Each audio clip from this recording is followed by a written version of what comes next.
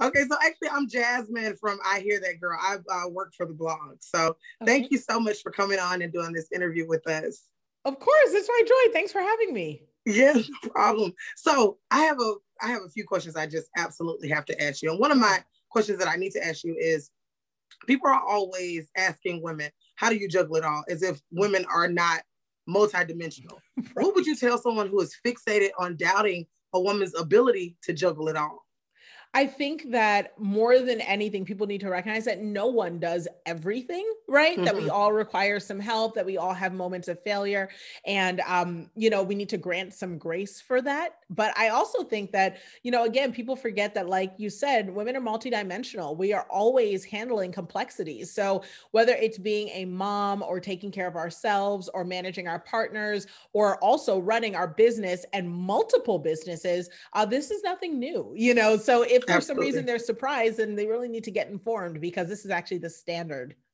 Absolutely. Mhm. So I hear you speaking a lot about self-care sabbaticals. Why are you an advocate for that? And I love it, by the way, but I definitely have to ask you that. Yeah, I'm an advocate because they're required. I mean, the truth is, a lot of people say, oh, well, you've got to do it because you have to refill your own cup. You've got to do it because you can't serve from an empty well. And all that stuff is Mhm. totally true. But I think it's easy, especially when we are women who put a lot of pressure on ourselves to be dismissive of those things. Like, well, I can still go, I can still hustle. The truth is, I do a self care sabbatical because it also is some of my best business growth time. So it's very difficult to grow at your business, to serve people well, to come up with fresh ideas and be innovative while you're in it. Because while you're in the thick of things, you're handling what's in front of you. So a self-care sabbatical not only recharges me, but it also gives me that quiet and that peace so that I can come up with the next great thing and then come back ready to launch it. Sounds good. Um, you left your job I do. after 10 years. Yeah. Ah, was there any fear in leaving, or were you just like, I got it. I know I can do this? So there was fear. I mean, there's fear in everything that you're jumping into that's brand Right. new. But the truth is, the reason why I left was because I was more fearful of not using my gifts. I'm a big believer that God's delivered me from certain things in life and given me lessons and talents.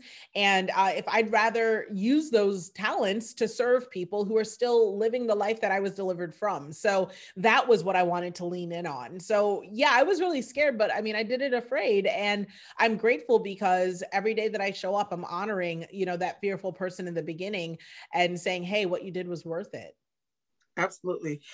What advice would you give to someone who is in their stifling, low ceiling job, no opportunity for growth, to Mhm. become an entrepreneur? What advice would you give to them? Well, I always tell people, first and foremost, entrepreneurship isn't for everyone. And I'm never Mhm. going to knock the corporate hustle. PTO is great. 9 to 5s are great. Like I understand and appreciate it. However, I also think for those people who have the calling on their heart to jump into entrepreneurship, they need to remember that it's a lot scarier to jump into a dark room. So the way to sort of bring some light to where you want to go is to start building now. It means borrowing those hours in the afternoon, scrolling for a little less time on social media and spending more time building that business because much like me, I was scared, but I built a place for me to go. So it was less quitting and more hiring myself. And that's really what I think creates a easier to stomach opportunity for anyone who's thinking about jumping into entrepreneurship. Okay. So what about the entrepreneur who's just started and, well, not even just started, maybe they've been operating for like a year Mhm. and the sales are slow, Yeah. no real engagement. What would you say to them? Sure.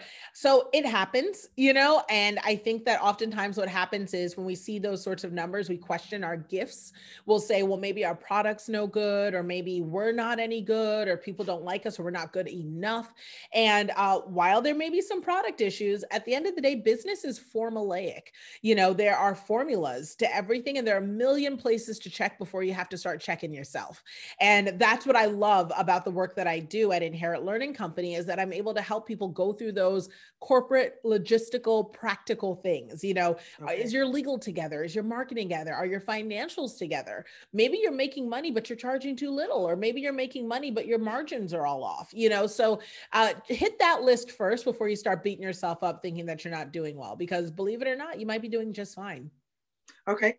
And we know that you work with your husband. You guys run a multi-million-dollar business. So how is it working with your spouse?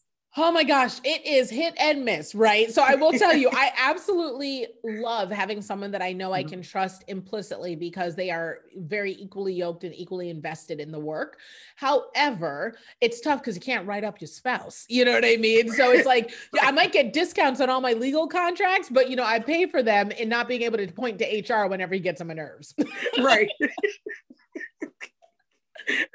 That's hilarious. So we know that you became an instant mom and took on 3 young women as their mother was about to get ready to be incarcerated. And how was that to go from a married woman, just the 2 of you, all to now a family of 5? How was that transition?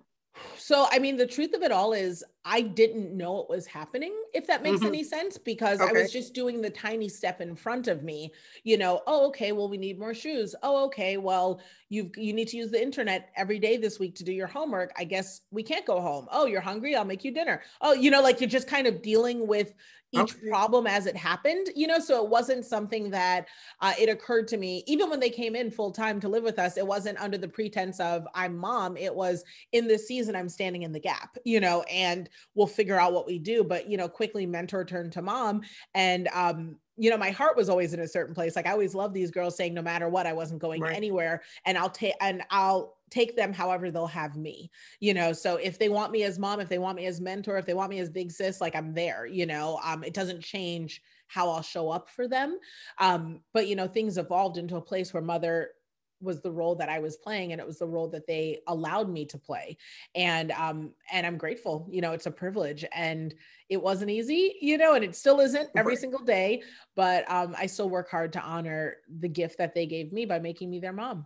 That's beautiful. That's beautiful. I want to get back to entrepreneurs.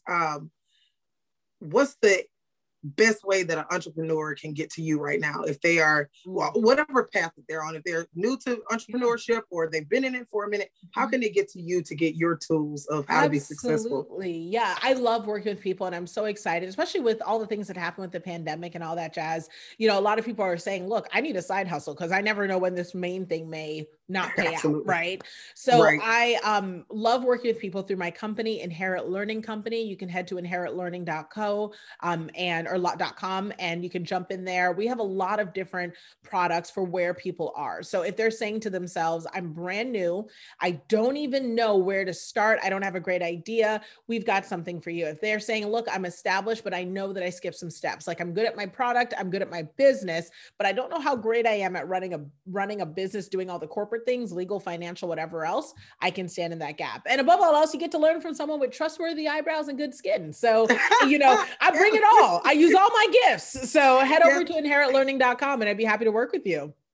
I heard you say something about not being able to trust someone it's the truth. Are you gonna let someone with bad eyebrows do your taxes? Are you gonna leave your kids with someone with bad eyebrows? No. If you can't make good decisions on your face, I'm really not letting you stay with my children. This is the truth. Agreed. I think it's so important. Yes. So the last question here, because I know I don't have a lot of time. Entrepreneurs, what should they stop doing right now, and what should they start doing?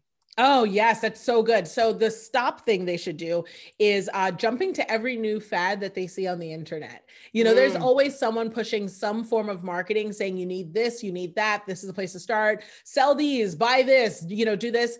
Pick one thing and stick with it, right? Okay. So I guess that's the don't do and the do, right? So don't do is that. And the do is, say to yourself, hey, I'm going to pick this thing and I'm going to stick with it for 6 months. And if for some reason it's not playing out after 6 months of dedicated attention, which looks like 30 minutes a day at minimum, then you can talk about being someplace else. But the truth is, nothing is going to work if you don't give it adequate time. So if you're an entrepreneur out there or wanting to be one, be ready to be consistent.